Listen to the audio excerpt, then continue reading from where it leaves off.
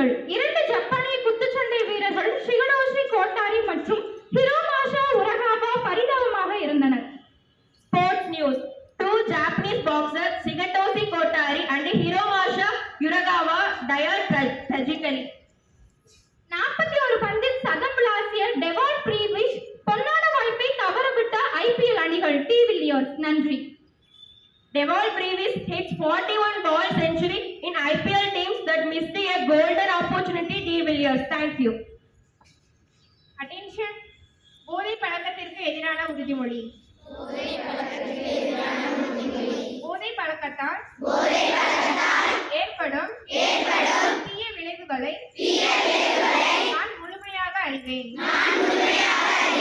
நான் போதை பழக்கத்திற்கு ஆளாக மாட்டேன். மேலும் எனது குடும்பத்தினரையும் நண்பர்களையும் போதை பழக்கத்திற்கு ஆளாகாமல் தடுத்து அவர்களுக்கு அறிவுரைகளை வழங்குவேன். போதை பழக்கத்திற்குள்ளானவர்களை மீட்டெடுத்து அவர்களை நல்வழிப்படுத்த எனது பங்களிப்பை முழுமையாக தருவேன். போதைப் பொருட்களின் உற்பத்தி, நுகர்வு, பயன்பாடு ஆகியவற்றிற்கு எதிரான தடுப்பு நடவடிக்கைகளின் மூலம் போதைப் பொருட்களை தமிழ்நாட்டில் வேரறுக்க அரசுக்கு துணை நிற்பேன். மாநிலத்தின் வளர்ச்சிக்கும் மக்களின் நல்வாழ்விற்கும் நான் அர்ப்பணிப்புடன் பங்காற்றுவேன் என்று உளமாற உறுதி கூறுகிறேன்.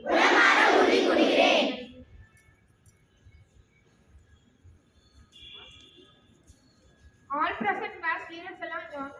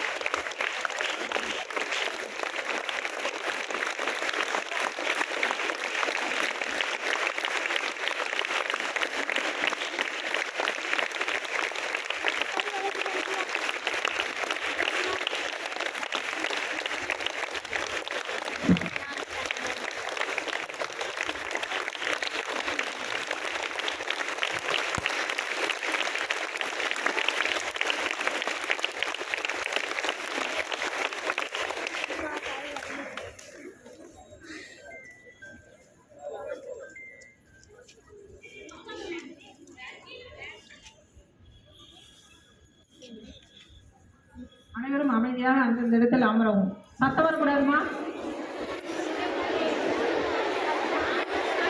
அமைதியா உட்காருமா.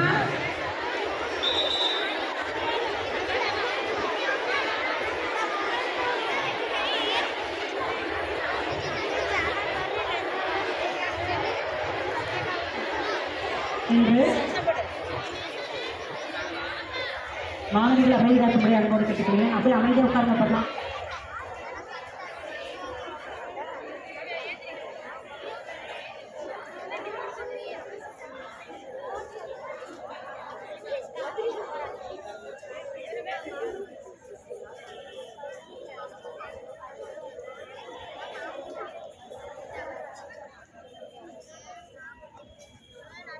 இன்று நம் பள்ளிக்கு வருகை புரிந்துள்ள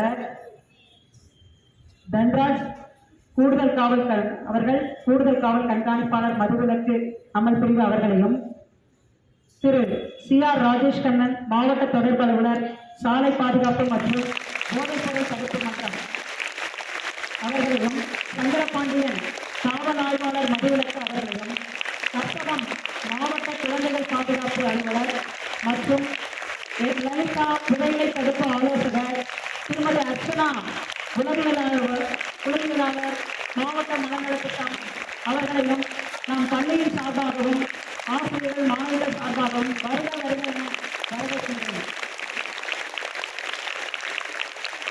அவருடன் வந்துள்ள காவல்துறை அன்பர்கள் அனைவரையும் வருக என வரவேற்று, மாணவிகள் அமைதி காத்து அவர்கள் கூறுகின்ற ஒரு சொற்பொழிவினை அமைதி காத்து காக்குமாறு அன்போடு கேட்டுக்கொள்கிறேன். நீங்க பாத்தீங்க அப்படின்னா பல்வேறு பணிகளுக்கிடையே மாணவிகளுடைய நலனுக்காக நம்முடைய காலையிலேயே நம்ம அவர்கள் நம் பள்ளிக்கு வருகை புரிந்து உங்களுடன் சிறப்புரையாற்ற உள்ளார்கள். அதனால அவர்களுடைய சிறப்புரையை செவிமடுத்து கேட்டு அதன்படி நடக்குமாறு அன்போடு கேட்டுக்கொண்டு அவர்களை பேச அழைக்கின்றேன். சிறப்பு விருந்தினர்களுக்கு மரியாதை செய்யும் நேரம்.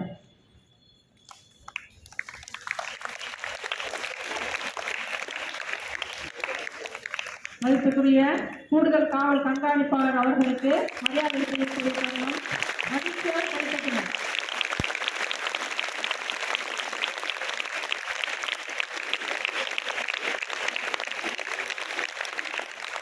அடுத்து மாவட்ட தொடர்பு அலுவலர் அவர்களுக்கு மரியாதை செய்யக்கூடிய நேரம்.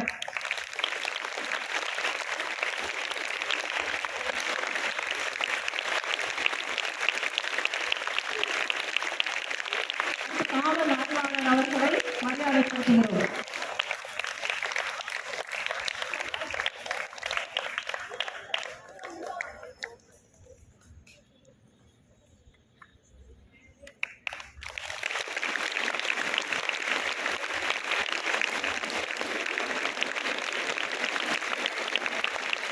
அடுத்த மாவட்ட குழந்தைகள் பாதுகாப்பு அலுவலர் அவர்களுக்கு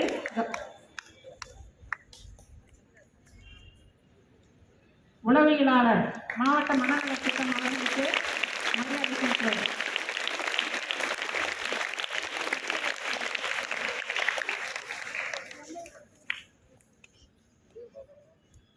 அடுத்து கிரீன் ஃபெல்லோ கோஆர்டினேட்டர் அவர்களை கௌரவிக்கிறோம்.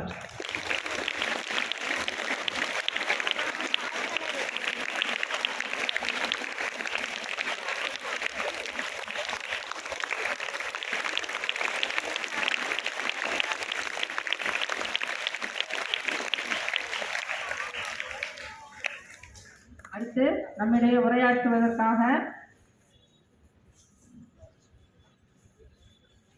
நமது மாவட்ட தொடர்பு அலுவலர் சாலை பாதுகாப்பு மற்றும் போதைப்பொருள் தடுப்பு திட்டத்தின் கீழ் இருக்கக்கூடிய திரு ராஜேஷ் கண்ணன் அவர்களை அன்புடன் பேச அழைக்கிறோம்.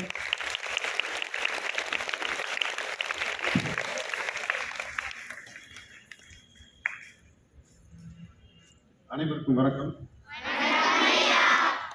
சிறப்பு மிக்க அரசு மகளிர் மேல்நிலைப்பள்ளி நாமக்கல் பள்ளி தலைமை ஆசிரியர் மதிப்பிற்கும் அன்பிற்கும் உரிய சுமதி அம்மா அவர்களே, இந்த விழிப்புணர்வு நிகழ்வை தலைமையேற்று நடத்தி கொடுக்க வருகை புரிந்துள்ள எங்களது மரியாதைக்கும் போற்றுதலுக்கும் உரிய கூடுதல் காவல் கண்காணிப்பாளர் ஐயா அவர்களே, காவல் ஆய்வாளர் மதுவிலக்கு அவர்களே,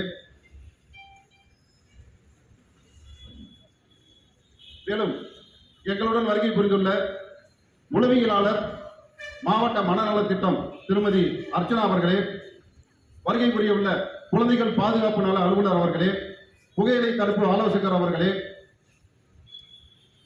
பசுமை பள்ளியினுடைய திட்ட மாவட்ட ஒருங்கிணைப்பாளர் கிரீன் ஃபெல்லோ பூரணி அவர்களே, பள்ளியினுடைய ஆசிரியர் பெருந்தகைகளே, எனது அன்பிற்குரிய மாணவிகளே, உங்கள் அனைவருக்கும் என்னுடைய பணிவான வணக்கத்தினை உரித்தாக்கிக் கொள்கின்றேன். 2 தினங்களுக்கு முன்பால் நீங்கள் இதே உறுதிமொழி எடுத்திருப்பீர்கள். மாநில அளவிலான மாண்புமிகு தமிழக துணை முதல்வர் அவர்களுடைய தலைமையில் மாநிலத்தில் உள்ள அனைத்து கல்வி நிறுவனங்களிலும் இந்த போதைப் பொருள் தவிர்த்தல் குறித்த உறுதிமொழி ஏற்றிருப்பீர்கள். எதற்காக இந்த விழிப்புணர்வு, ஏன் ஒவ்வொரு பள்ளி மற்றும் கல்லூரிகளுக்காக நாங்கள் சென்று கொண்டிருக்கின்றோம் என்பதை உங்களிடையே தெளிவுபடுத்தத்தான் இத்தனை அலுவலர்களும் இங்கே வருகை புரிந்துள்ளோம். ஒவ்வொருவரும் அவரவர் துறையை சார்ந்து உள்ள அனைத்து திட்டங்களையும் உங்களுடைய விளக்க உள்ளார்கள். குறிப்பாக போதை பழக்கத்தினால் மாணவ சமுதாயம் எவ்வளவு சீரழிந்து கொண்டிருக்கின்றது என்ற பார்வையிலே தான் நமது மரியாதைக்குரிய மாவட்ட ஆட்சித் தலைவராக இருக்கட்டும், மாவட்ட காவல் கண்காணிப்பாளராக இருக்கட்டும், இருவருமே இந்த திட்டத்திற்கு மிகுந்த முக்கியத்துவம் அளிக்கின்றார்கள்.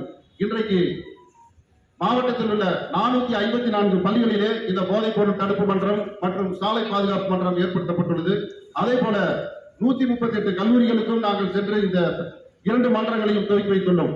ஏனெனில் மாவட்ட ஆட்சித் தலைவர் அவர்களுடைய ஒரே இலக்கு போதைப் பொருள் பயன்படுத்தாத மாணவ சமுதாயத்தை உருவாக்க வேண்டும், விபத்தில்லாத நாமக்கல் மாவட்டத்தை உருவாக்க வேண்டும் என்ற எண்ணத்திலேதான் இந்த விழிப்புணர்வு நிகழ்ச்சிகளை தொடர்ச்சியாக நாங்கள் நடத்தி கொண்டிருக்கின்றோம்.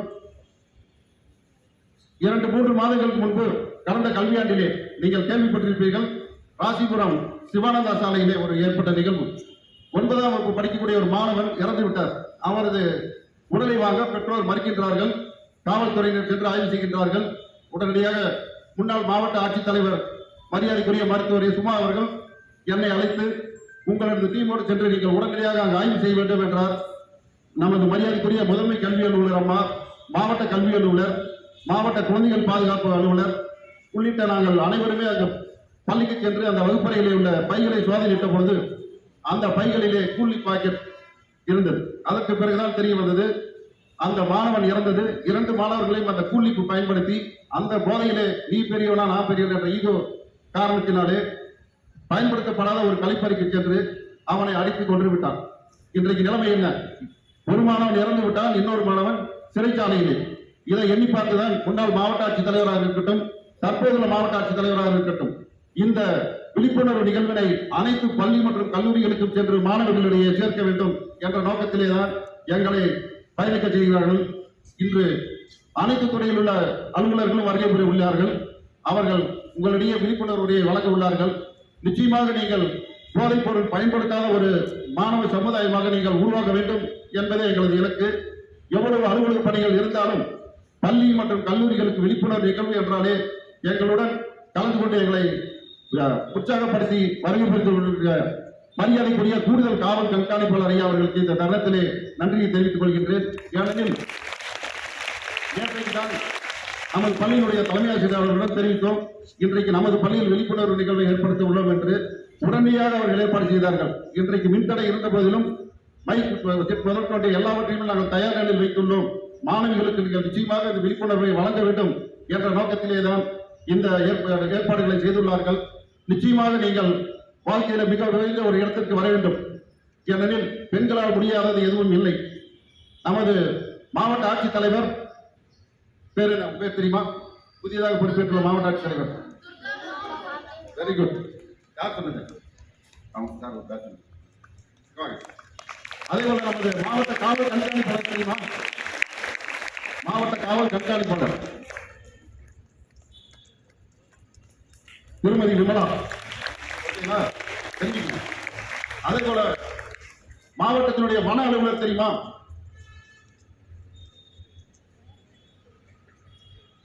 தெரியாது உங்களுக்கு. ஏன்னா IAS, IPS, IFS சொல்றோம் இல்லைங்களா? நீங்களா ஒரு வாழ்க்கையில் ஒரு லட்சியத்தோட இருக்கீங்க. ஒவ்வொருத்தருக்கும் ஒரு ஆம்பிஷன் இருக்கும் இல்லையா? டாக்டர் ஆகணும், இன்ஜினியர் ஆகணும் அப்படின்ட்டு உங்க மனசில் நீங்க வச்சுங்க. IAS ஆகணும், IPS ஆகணும், IFS ஆகணும் அப்படின்ட்டு. ஓகேங்களா? அந்த மாதிரி இந்த உயர் அதிகாரிகள் எல்லாமே பார்த்தீங்கன்னா நம்ம மாவட்டத்தில் எல்லாமே பெண்கள் தான் இருக்காங்க. தொடர்ச்சியாக 3 மாவட்ட ஆட்சித் தலைவர்களும் பெண்கள் தான். இதுக்கு முன்னாடி மாவட்ட ஆட்சித்தலைவர் திருமதி சுமா, அதுக்கு முன்னாடி இருந்தவங்க ஸ்ரேயா பீசன்.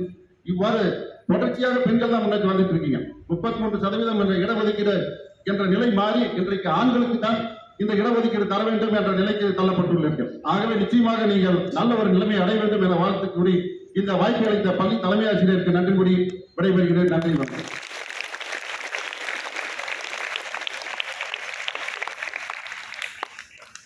அடுத்ததாக மாவட்ட மனநல திட்டத்திலிருந்து வருகை புரிந்துள்ள உளவியலாளர் திருமதி அர்ஜுனா அவர்கள்.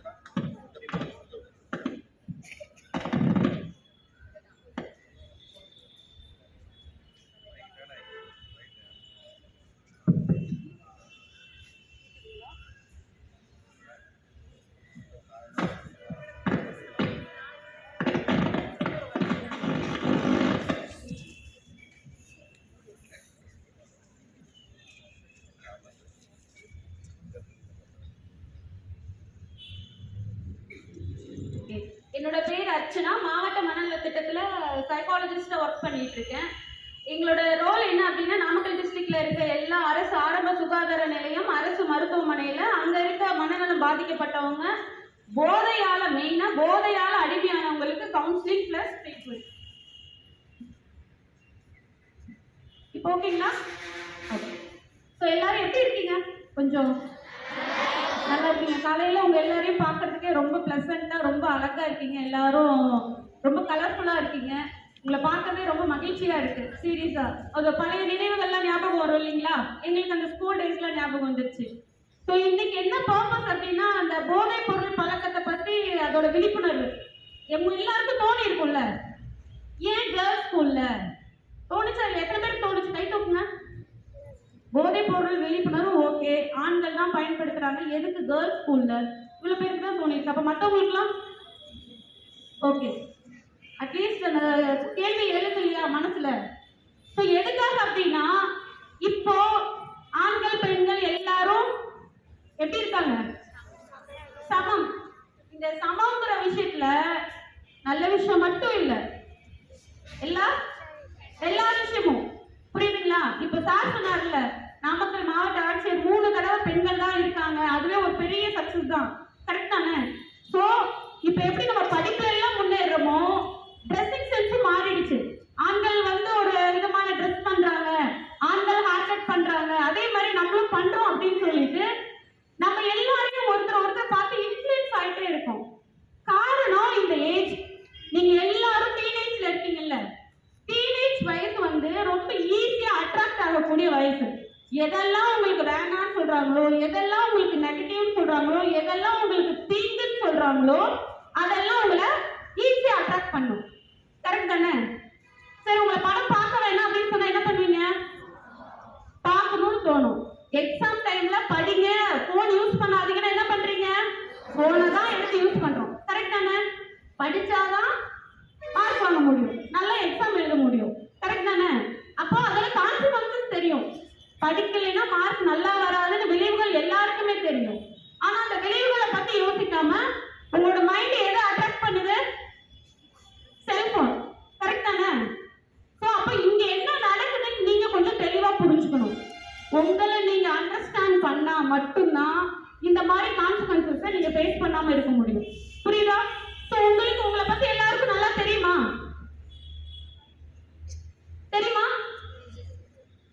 தெரியுமா? யார் சொன்னது? தெரியும் சொன்னது யார் சொன்னீங்க? உங்களை பத்தி உங்களுக்கு தெளிவா தெரியுமா? தெரிஞ்சு வச்சிருக்கீங்களா? எதுக்காக அந்த கேள்வி கேட்டு நான் சொல்றேன். தெரிஞ்சவங்க கை தூக்கலாம். எனக்கு என்னை பத்தி நல்லா தெரியும், சின்ன கிளாஸ் பெரிய கிளாஸ் அதெல்லாம் ஒன்றும் பிரச்சனை இல்லை, எந்த கிளாஸ் இருந்தாலும் சரி.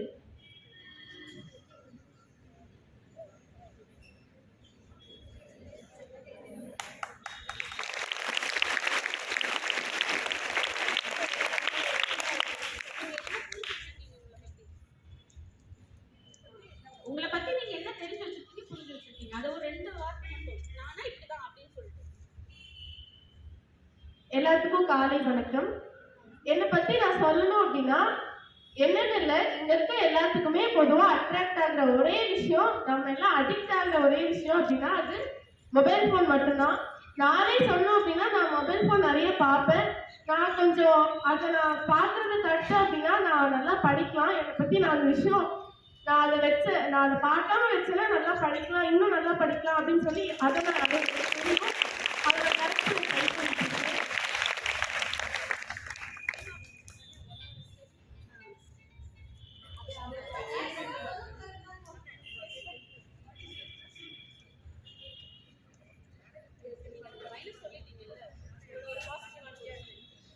அதே மாதிரி பாசிட்டிவ் அப்படின்னா, இப்போ நான் வந்து யாராவது இப்படி மோட்டிவேஷனல் ஸ்பீச் கொடுத்தாங்க அப்படின்னா நான் கண்டிப்பா அதை ஃபாலோ பண்ண ட்ரை பண்ணுவேன். அவங்க சொல்றதெல்லாம் கேட்டு அதுக்கப்புறம் தான் நான் இப்பெல்லாம் படிக்க ஆரம்பிச்சிருக்கேன்.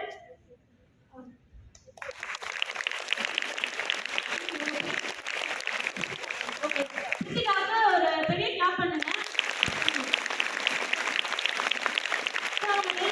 சொன்னாங்க, என்ன விஷயம் புரிஞ்சுதா? செல்போனை நான் ரொம்ப அட்ராக்ட் பண்றேன், செல்போன் என்ன ரொம்ப அட்ராக்ட் பண்ணுது, நான் நினைச்சாலும் என்னால வைக்க முடியல. இப்பதான் கொஞ்சம்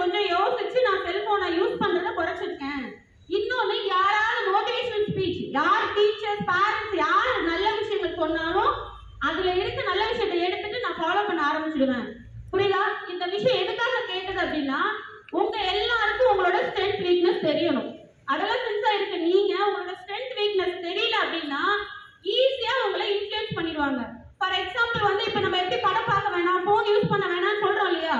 ஒரு விஷயத்தை எல்லாரும் செய்ய வேணாம்னு சொல்லும் போது ஏன் செய்ய வேணாம்னு சொல்றாங்கிற அதுக்கு உண்டான தெளிவான புரிதல் இருந்தா தான் அதை நீங்க செய்ய மாட்டீங்க. கரெக்டானே? எல்லாருமே சொல்லுவாங்க, ஏன் வேணாம்ங்கிறதுக்கு ஒரு ரீசன் இருக்கணும்ல. அப்ப அதுக்கு உண்டான கான்சிக்வன்சஸ் நீங்க தெரிஞ்சா மட்டும்தான் அதை பயன்படுத்த மாட்டீங்க. செல்போன் யூஸ் பண்றதுனால என்ன கெட்டதல் இருக்கு? யாராவது சொல்லுங்க பாப்போம். கண்ணு கெட்டு போகும், டைம் ரொம்ப வேஸ்ட் ஆகும். ஓகேவா? இதெல்லாம் தான் உங்களுக்கு தெரிஞ்சது. இதோட உண்மையான விஷயங்கள் சைக்கலாஜிக்கலா என்ன ஆகும்னா உங்களோட மெமரிஸ் லாஸ் ஆகும், கான்சென்ட்ரேஷன் மிஸ் ஆகும். நீங்க போன் பார்த்துட்டே இருக்கக்குள்ள உங்களோட மென்டல் ஹெல்த் பாதிக்கப்படும். நீங்க நார்மலா இருக்க மாட்டீங்க. ஒரு போதைப் பொருள் பயன்படுத்தி ஒரு ஆண்மகன் எந்த அளவுக்கு ஒரு ஸ்ட்ரெஸ்க்குள்ள டிப்ரெஷனுக்குள்ள போறாங்களோ அதே மாதிரியே செல்போன் யூஸ் பண்றவங்க போவாங்க. நிறைய நியூஸ் பார்த்திருக்கீங்களா? அப்பா அம்மா வந்து செல்போனை பிடிக்க வச்சதுக்காக பசங்க எத்தனை பேர் தற்கொலை முயற்சி பண்ணியிருக்காங்கன்னு நியூஸ்ல பார்த்திருக்கீங்களா இல்லையா? சாதாரண செல்போன் தானே. அப்ப அது எந்த அளவுக்கு உங்களோட மென்டல் ஹெல்த்தை பாதிக்குது, அது எந்த அளவுக்கு உங்களோட கனெக்டடா இருந்திருக்கு. அப்ப எதையுமே பேலன்ஸ்டா வச்சுட்டு கத்துக்கணும். அப்ப நீங்க உங்களோட ஸ்ட்ரென்த் வீக்னஸ் தெரிஞ்சுக்கிட்டா மட்டும்தான் வேற விஷயங்கள் உங்களை இன்ஃப்ளூயன்ஸ் பண்ணாது. வேற யாராவது உங்ககிட்ட ஏதாவது பேசுறாங்க, பழகுறாங்க, ஓகே என்னோட ஏஜ் இப்படி, நான் இந்த இடத்துல வீக்கா இருக்கேன், அதனாலதான் அவங்க சொல்ற வார்த்தைகள் என்ன அட்ராக்ட் பண்ணுது. இப்ப எல்லாரும் பஸ்ல தானே வரீங்க, உங்களுக்கு ஸ்கூல் பஸ் கிடையாது, எல்லாரும் கவர்மெண்ட் பஸ்ல காமன் பஸ்ல தான் வரீங்க. சில பேரண்ட் கொண்டு வந்து விடுறாங்க. ஸோ நீங்க பஸ்ல வரும்போது, வெளியில நடந்து வரும்போது, நீங்க வீட்ல இருந்து கிளம்பி வர மாதிரி அதே மைண்ட் செட்டோட வரீங்களா? எதெல்லாம் பாக்குறீங்களோ, ரோட்ல யாராவது நடந்து போவாங்க, யாராவது பைக்ல போவாங்க, யாராவது பேசிட்டு போவாங்க, எல்லா விஷயமும் உங்க மைண்டுக்குள்ள வந்துட்டே இருக்குல்ல. கரெக்டா? அப்போ எவ்வளவு விஷயத்த நீங்க உள்ள வாங்கிக்கிட்டே இருக்கீங்க. அது எதெல்லாம் உங்களுக்கு அட்ராக்ட் பண்ணுது, அது எல்லாத்தையுமே கவனிக்கணும் நீங்க. ஓகேவா? அடலசன்ஸா இருக்க நீங்க தெளிவான மனநிலையோடு இருந்தா மட்டும்தான் எப்படி இருக்க முடியும்? எப்படி இருக்க முடியும்? இப்ப இருக்கீங்கல்ல ஒரு அழகான முகத்தோட புன் சிரிப்போட எல்லாரும் குழந்தையாவே இருக்கீங்கல்ல. கரெக்டா? நீங்களே குழந்தைங்க தானே? குழந்தைங்கன்னா எந்த வயசுல இருந்து எந்த வயசு வரைக்கும்? 5 இயர்ஸா? 0 to 5 17 வயசு முடிகிற வரைக்கும். சரி, மத்தவங்க எத்தனை வயசுல இருந்து எத்தனை வயசு வரைக்கும் குழந்தைங்க? 18 14 14ஆ? 6. Okay. So 0 to 18 years complete. அதுதான் நம்ம கவர்மெண்ட் நமக்கு கொடுத்திருக்கிற குழந்தைகளோட வயசு. நீங்க 18 வயசு முடிஞ்சா மட்டும்தான் அடல்ட்ங்கிற அந்த ஸ்டேஜ்க்குள்ளேயே போறீங்க. அது வரைக்கும் நீங்க குழந்தைங்க தான். அப்போ அந்த குழந்தைங்கிற விஷயத்துல எதெல்லாம் பண்ணணும், பண்ணக்கூடாது, டூஸ் அண்ட் நோஸ் சொல்லுவாங்கல்ல, எது பண்ணணும் எது பண்ணக்கூடாது, அதை நீங்க தெளிவா தெரிஞ்சு வச்சிருக்கணும். புரியுதுங்களா? இந்த வயசுல இதெல்லாம் பண்ணக்கூடாது, அது பண்ணவே கூடாது. புரியுதா? எதை பண்ணக்கூடாது உங்க எல்லாருக்கும் நல்லாவே தெரியும். எதெல்லாம் பண்ணக்கூடாது?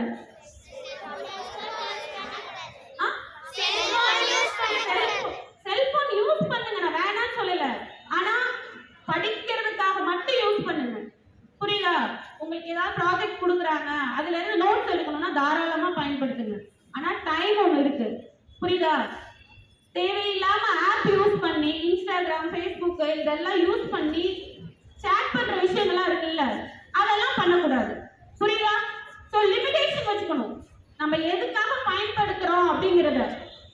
சரி, இங்க இருக்கவங்க எல்லாருக்கும் இன்ஸ்டாகிராம் அக்கௌண்ட் இருக்கா? ஃபேஸ்புக் அக்கௌண்ட் வச்சிருக்கோங்க? எல்லாருமே நல்ல குழந்தைங்களா இருக்காங்க, ஒன்றும் பிரச்சனை இல்லை. நீங்க நல்ல குழந்தைங்க தான். ஃபேஸ்புக் அக்கௌண்ட் யாரும் சொல்லல? நோ. ஓகே. இந்த ஸ்னாப்சாட், அதுக்கப்புறம் எனக்கு வேற எந்த ஆப்பும் தெரியாது. ஓகேவா? வேற எதுவும் இல்லைல்ல.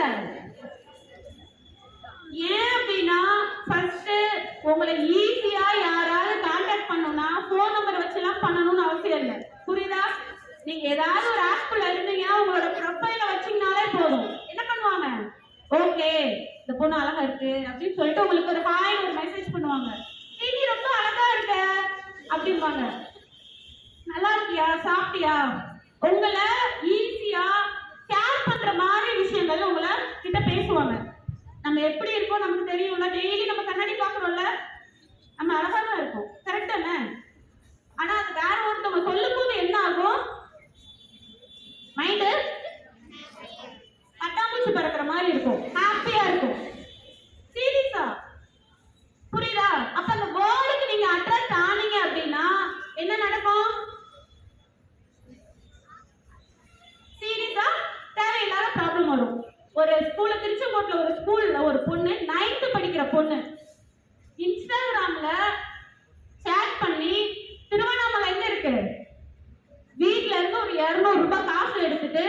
போயாச்சு. ஓகேவா? வீட்டுல அம்மா திட்டினாங்க அப்படின்னு சொல்லிட்டு நான் உன்னை பார்க்க வரேன்னு சொல்லிட்டு போயாச்சு. சீரியஸா நீங்க நினைக்கிற மாதிரி அவ்வளவு சீரியஸா நார்மலான விஷயம் எல்லாம் கிடையாது. நீங்க ஒரு போன் யூஸ் பண்றதுனால நம்ம சேட் பண்றோம், அது நமக்கு மட்டும்தான் தெரியும், நமக்கு மட்டும்தான் சீக்ரெட்டா இருக்கும்னு தயவு செஞ்சு நினைக்காதீங்க. புரியுதா? உங்களோட டேட்டாஸ் எல்லாமே எல்லாரும் ஸ்டோர் பண்ணி வச்சுப்பாங்க. நீங்க யாரோ ஒருத்தவங்களை நம்பி ஒரு விஷயம் அனுப்புறீங்கன்னா அவங்க உங்களுக்கு ட்ரஸ்டபுளான பர்சனா இருப்பாங்கன்னு தயவு செஞ்சு நம்பிடாதீங்க. புரியுதா? இதனால நிறைய ப்ராப்ளம்ஸ் நடந்துட்டு இருக்கு. அந்த பொண்ணு இங்க இருந்து நான் கிளம்பி போய் ஒருத்தவங்களை நம்பி போயிட்டு ஏமாந்துருச்சு.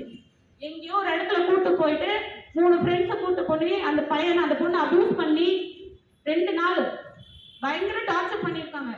அதுல ஒரு பையன் நல்ல பையனா இருந்து அவனை கூட்டிட்டு வந்து நீ கிளம்பி போன்னு சொல்லி காசு கொடுத்து பஸ் ஏற்றி விட்டான் சேலத்துக்கு. அதுக்கப்புறம் சைல்ட் இருக்காங்கல்ல, அவங்க பார்த்து அந்த பொண்ணை கொண்டு போய் எக்ஸிபிஷன் ஹோம்ல சேர்த்துட்டாங்க.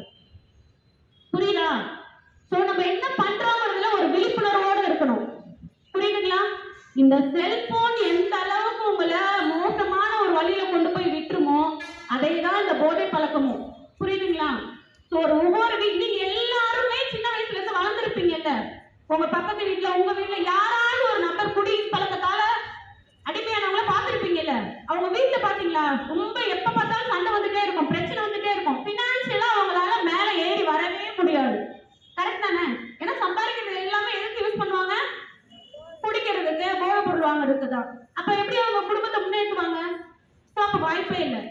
இதெல்லாம் தாண்டி ஒரு ஆண் இப்படி இருக்கும்போது ஒரு பெண்ணா இருக்கிற நாம இந்த விஷயத்தை பயன்படுத்துறோம் அப்படின்னா பிசிக்கலா ஃபர்ஸ்ட் எல்லா விதத்திலையும் பாதிப்பு ஏற்படும். புரியுதுங்களா? கேன்சர் வரும், எல்லாமே வரும். இதை தாண்டி ஒரு ஆணும் சரி ஒரு பெண்ணும் சரி போதைப் பொருள் யூஸ் பண்ணும்போது ஆணுக்கு என்ன ஆகுதுன்னு சொல்றாங்கன்னா ஆண்மை குறைவு ஏற்படுதுன்னு சொல்றாங்க. உண்மையாலுமே அது ரிசர்ச்ல இருக்கு, ப்ரூவ் பண்ணியிருக்காங்க. யாரெல்லாம் லாங் டர்மா யூசேஜ்ல இருக்காங்களோ அவங்களுக்கு இன்ஃபர்டிலிட்டி ஆகுது. இதே ஒரு பெண் அப்படி யூஸ் பண்றாங்க அப்படின்னா அவங்களுக்கு கண்டிப்பா குழந்தை பிறக்கிறது ப்ராப்ளம் ஆகும். புரியுதுங்களா? ஸோ அது ஹாப்பியா இருக்கும். ஏன் அப்படின்னா உங்களுக்கு தண்ணி அடிக்கும் போது ஒரு போதைப் பொருள் யூஸ் பண்ணும்போது எந்த நாள் அப்படி ஹாப்பினஸ் வரும்? நீங்க சாக்லேட் சாப்பிட்டுருக்கீங்கல்ல, சாக்லேட் சாப்பிடும்போது உங்களுக்கு எப்படி இருக்கு? டக்குன்னு ஒரு இன்ஸ்டன்ட் ஒரு ஹாப்பினஸ் வருதுல, டோபமைன் ஓபன் ஆயிடுது. புரியுதுங்களா? அது ஒரு ஃபியூ செகண்ட்ஸ் இருக்கும். சாக்லேட் சாப்பிட்டு இந்த ஃபீல் முடிஞ்சோன்னா நார்மல் ஆயிடுவீங்க. இதே தான் அந்த போதைப் பொருளும். சாப்பிடும் போது ஒரு few seconds dopamine plant open ஆயிடும். புரியுதுங்களா? ஒரு ஹாப்பினஸ் வரும். திரும்ப திரும்ப என்ன ஆகும்? அந்த ஹாப்பினஸ் வேணுங்கிறதுக்காக திரும்ப திரும்ப அந்த போதைப் பொருளை எடுக்க ஆரம்பிச்சிருவாங்க. அப்ப அவங்களுக்கு அதோட யூசேஜ் அந்த குவான்டிட்டி சொல்லுவாங்கல்ல, அளவு, அது பத்தாது. நீங்க நார்மலா ஒரு சாக்லேட் சாப்பிட்டு இருந்தவங்க என்ன ஆகும்? அதுக்கு சாக்லேட்டுக்கு அடிமையானவங்க என்ன பண்ணுவாங்க? டெய்லி சாக்லேட் சாப்பிட ஆரம்பிப்பாங்க. எனக்கு டெய்லி ஒரு சாக்லேட் சாப்பிட்டா தான் நல்லா இருக்கும். இந்த டீ எல்லாம் குடிக்கிறாங்கல்ல, கவனிச்சிருக்கீங்களா? எனக்கு ஒரு நாளைக்கு ஒரு 2 டீயாவது குடிச்சாதான் நல்லா இருக்கும். எல்லாமே ஒரு அடிக்ஷன் தான். எதுவுமே நம்மளோட கண்ட்ரோல்ல இருக்கணும். எனக்கு சாக்லேட் சாப்பிட ஆசையா இருக்கு, ஒரு நாள் நான் சாப்பிட்றேன், ஓகே. ஆனா டெய்லி எனக்கு சாக்லேட் சாப்பிட்டாதான் மைண்ட் ஹாப்பியா இருக்கும் அப்படின்னா அது அடிக்ஷன் தானே. அதேதான் இந்த போதைப் பொருளும். அப்போ டெய்லி அளவு அதிகமாகிக்கிட்டே இருக்கும். அவங்களுக்கு லிமிடேஷன் தெரியாது. அது அந்த ஹாப்பினஸ் வேணும்னா டெய்லி அந்த லெவல் ஜாஸ்தி ஆக என்ன ஆகும்? பண ரீதியா லாஸ் ஏற்படும், உடல் ரீதியா லாஸ் ஏற்படும். அதுக்கப்புறம் என்ன ஆகும்? அவங்களோட மென்டல் ஹெல்த் பாதிக்கப்படும். புரியுதுங்களா? மென்டல் ஹெல்த் எப்படி பாதிக்கப்படும்? நம்ம இப்ப உட்காந்துருக்க மாதிரி இருப்பாங்களா அவங்க நார்மலா? ஒரு போன உங்ககிட்ட இருந்து டக்குன்னு ஏதாவது ஒரு முக்கியமான வீடியோஸ் பாக்குறீங்க, ரொம்ப சின்சியரா ஏதாவது ஒரு ரீல்ஸ் பார்த்துட்டு இருக்கீங்க, அம்மாவா அப்போ போனை கொடு அப்படின்னா உடனே என்ன ஆகுது? ஒரு கத்துறீங்க. எதுக்கு போனை கொடுக்குறீங்க கேக்குறீங்க தானே? இதே டென்ஷன் அவங்களுக்கு வரும். ஆனா இது என்ன ஆகும்னா எக்ஸ்ட்ரீம் ஆகி ஆப்போசிட்ல இருக்கவங்களே அடிச்சிருவாங்க. புரியுதா? நிறைய பசங்க சின்ன வயசுல போதைப் பொருளுக்கு அடிமையாகிறாங்க. என்ன ஆகுறாங்கன்னா அந்த போதைக்காக காசு இல்லைன்னா அம்மாவோடய அப்பாவோடய சண்டை போட்டு அவங்கள அடிச்சு சில பேர் பாட்டியெல்லாம் கொலை பண்ற ஸ்டேஜுக்குலாம் போயிருக்காங்க. புரியுதுங்களா? ஸோ அப்ப நீங்க நினைக்கிற மாதிரி இது ரொம்ப ஈஸியான விஷயங்கள் கிடையாது. இது கண்டிப்பா ஒரு பெரிய ப்ராப்ளத்தை கிரியேட் பண்ணும். அதை நம்ம புரிஞ்சுக்கணும். ஓகேவா? நம்ம எல்லாம் எதுக்கு வந்திருக்கோம்? இங்க படிக்கிறதுக்கு. நம்ம இந்த உலகத்துக்கு எதுக்கு வந்திருக்கோம்? சாதிக்கிறது. நமக்குன்னு ஒரு பர்பஸ் இருக்குல்ல. ஒரு நல்ல ஒரு சூப்பரான ஒரு நாவல், தி அல்டிமேட்னு சொல்லிட்டு ஒரு புக்ல இருந்து ஒரு நாவல், அதை அந்த ஸ்டோரியை மட்டும் சொல்லி நான் முடிச்சிடுறேன். ஓகேவா? ஸோ நம்மளோட லைஃபோட பர்பஸ் என்னன்னு ஃபர்ஸ்ட் எல்லாருமே தெரிஞ்சுக்கணுங்கிறதுக்காக. அவங்களுக்கு ஒரு பையன் ஒரு அப்பா அம்மாவுக்கு நல்லா படிக்க வைக்கணும், நல்ல ஒரு ஃபாதர் ஆகணும், ஒரு சர்ச்சோட ஃபாதர் ஆகணும்னு சொல்லிட்டு ரொம்ப ஆசைப்பட்டு அந்த பையனை படிக்க வைக்கிறாங்க. ஒரு ஸ்டேஜ்ல எனக்குலாம் ஃபாதர் ஆகணுங்கிற விருப்பம்லாம் கிடையாது அப்படின்னு சொல்லிட்டு அவன் என்ன பண்றான், நான் படிக்க மாட்டேன்னு சொல்லிடுறான். அவங்க அப்பா கோவப்பட்டு நீ இதெல்லாம் வந்து படிக்கிறதுக்கு லாக்கி இல்லை, நீ ஆடு வைக்கிறது தான் லாக்கி அப்படின்னு சொல்லிட்டு என்ன பண்றாரு, ஆடு வாங்கி கொடுத்துறாரு. அவன் என்ன பண்ணியிருப்பான், ஆடு மேய்ச்சிருப்பான். உண்மையாலுமே ஆடு என்ன பண்றான், ஆடு ஓட்டிட்டு ஒவ்வொரு ஊருக்கா போய் ஆடு மேய்க்க ஆரம்பிச்சிருக்கான். அந்த ஆடு மேய்க்கிறதே ரொம்ப ஹாப்பியா இருக்கு. சரி, அப்ப ஆடு மேய்ச்சிட்டு தான் இருக்கும், நம்ம என்ன பண்ணுவோம், நமக்கு ஒரு வேலை இல்லை, அப்ப என்ன பண்றோம், புக்கு படிக்க ஆரம்பிச்சிருக்கான். நிறைய புக்ஸ் படிக்க ஆரம்பிச்சு ஒரு நாள் அந்த சர்ச், ஒரு பழைய சர்ச், அங்க இருக்கிற ஒரு மரத்துக்கு அடியில போயிட்டு, இங்க இருக்க அந்த புங்க மரம்னு சொல்லுவோம்ல, அந்த மாதிரி ஒரு மரத்துல அடியில போய் படுத்து தூங்க ஆரம்பிச்சிருக்கான். சடனா அவனுக்கு ஒரு ட்ரீம், ஒரு புதையல் இருக்க மாதிரி. அப்ப அந்த புதையலை யோசிச்சுட்டே இருந்தா அங்க போனா நிறைய காசு கிடைக்கும், அந்த புதையலை எடுத்தா நம்ம நிறைய லைஃப்ல செட்டில் ஆயிடலாம்னு சொல்லிட்டு யாரோ ஒருத்தர் இந்த ஜாதகம் சொல்றவங்க, சாமி சொல்றவங்க எல்லாம் இருப்பாங்களா, அவங்க கிட்ட போய் கேட்கறான், இந்த மாதிரி எனக்கு ஒரு கனவு வந்துச்சு, இந்த கனவு உண்மையா அப்படின்னு சொன்னா உண்மைதான் அப்படின்னு சொல்லிட்டு நீ இதை பண்ணு அப்படின்னு சொல்லி அவருக்கு ஒரு சில டிப்ஸ் எல்லாம் கொடுக்குறாங்க. அப்ப அதுக்காக சன்மானமா 2 ஆட்டை கொடுத்துறான். சடனா இவனோட அந்த ட்ரீமை தெரிஞ்ச ஒரு மன்னர் வந்து கேட்கிறாரு, உனக்கு ட்ரீம் வந்ததுல இந்த மாதிரி நீ போய் ஒரு சாமியாரை போய் பார்த்தல அப்படின்னு சொல்லி கேட்கறாங்க.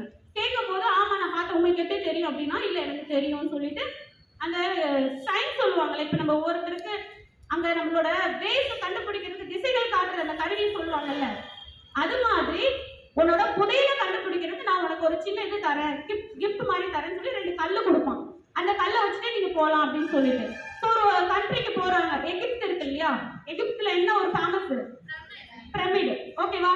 சோ அங்கதான் அந்த புதையல் இருக்குன்னு சொல்லிட்டு போறாங்க. அப்ப அதுக்கு முன்னாடி என்ன பண்றாங்க, ஒரு பாலைவனத்தை கடந்தாகணும்.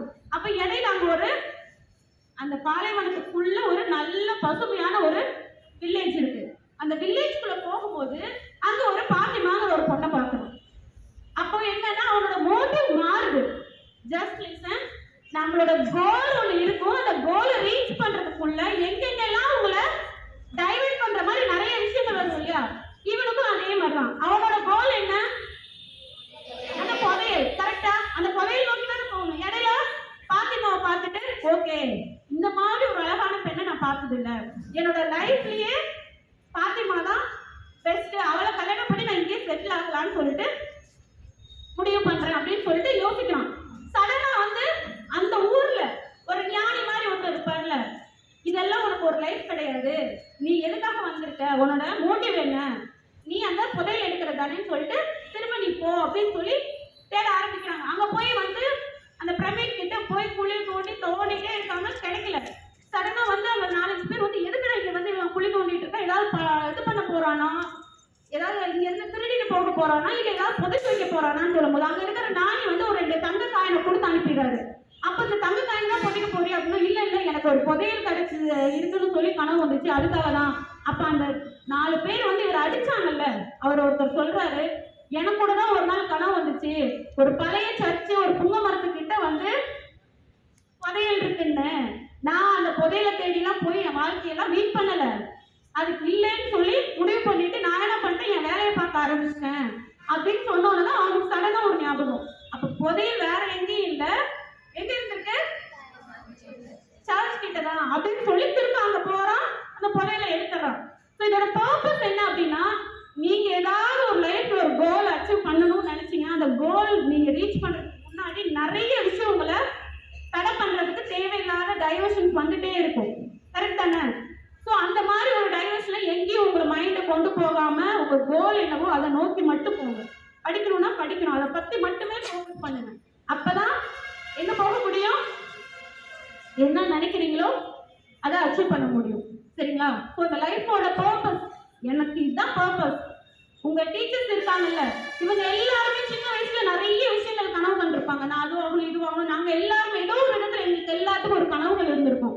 ஆனா இவங்க எல்லாருக்கும் ஒரு இப்ப நாங்க செய்யற வேலையில ஒரு ஹாப்பினஸ் கொடுக்குதுல, நான் செய்யற வேலை ஒரு திருப்தியா இருக்கு, சாட்டிஸ்ஃபைடா இருக்கு அப்படின்னு யார் ஒருத்தவங்க உணர்றாங்களோ அதுதான் அவங்களோட சோல்ஃபுல் ஜாப். புரியுதா?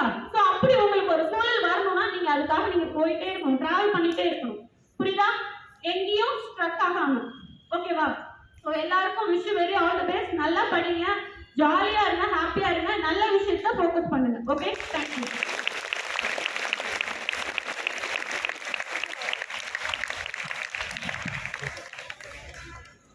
அர்ச்சனா மேடம் சொன்னதெல்லாம் கேட்டீங்களா?